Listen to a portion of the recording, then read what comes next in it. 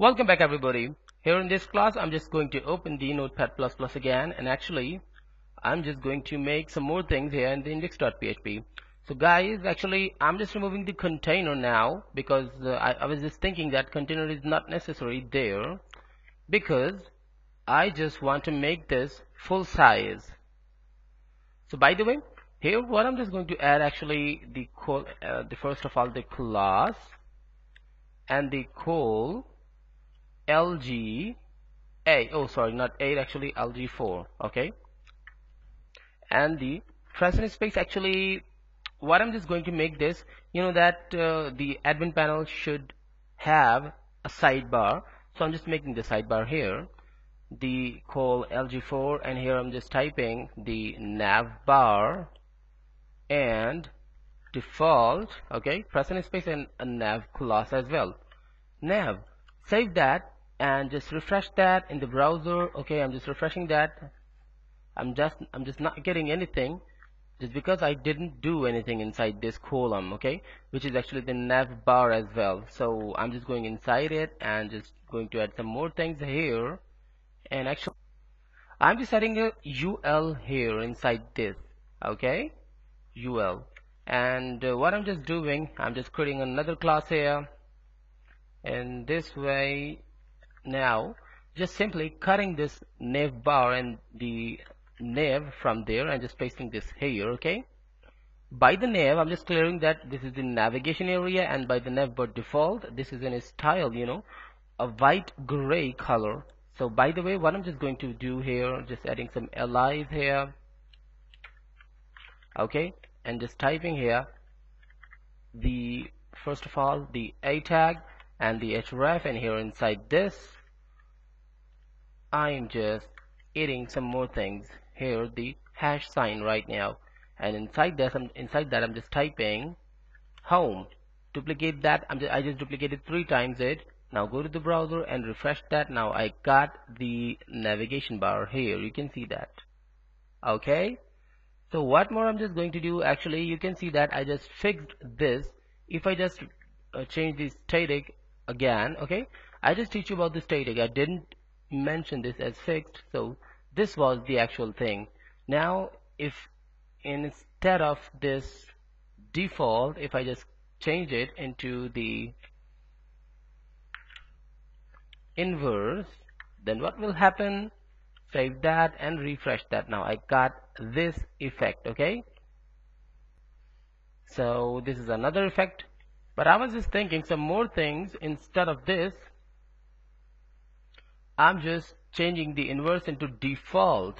Okay, save that and refresh that. This is the another style. And one thing more, I'm just going with the header.php as well. Here is the static, so before the static I'm just changing this default into the inverse into default. So let's just refresh that. Now this is the old style, which is actually the preferred style, not bad. So what I'm just going to do here, I'm just going inside the index.php, and this is a column first. I am, that there is a little space, so first of all I'm just going to do one more thing. I am just here typing the home1, home2 and home3. Okay, so what is this? I'll just guide you.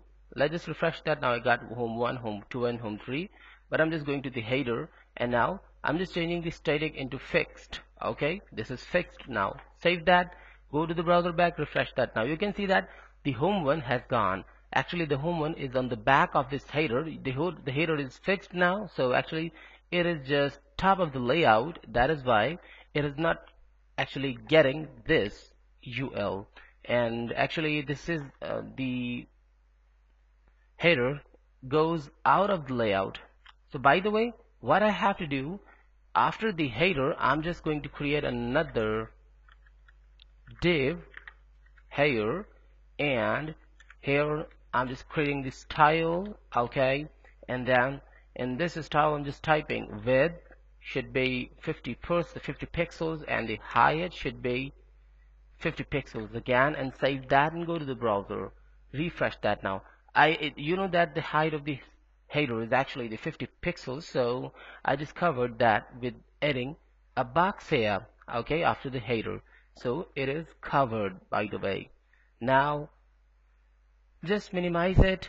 This is LG4, I just decided. Now LG3, refresh that. This is looking more perfect, and what I'm just going to do is actually adding a specific margin here. Oh, I just actually put this style inside that margin 0 and save that and go to the browser and refresh that. Okay, it's already in 0, so I'm just removing this class now. But one thing which I just have to do here, I'm just adding in a specific height with this, and this should be 650px now. Save that, go to the browser and refresh that. Now I got the 6px height. Actually this is looking very perfect, and you can see that the header is not moving. This is still now. And what I'm just going to do here, this should be the dashboard, okay, and this should be the actually new, okay, new. Save that, or new items, whatever. Go to the browser, refresh that. Now I got new items here, and the third one should be the post,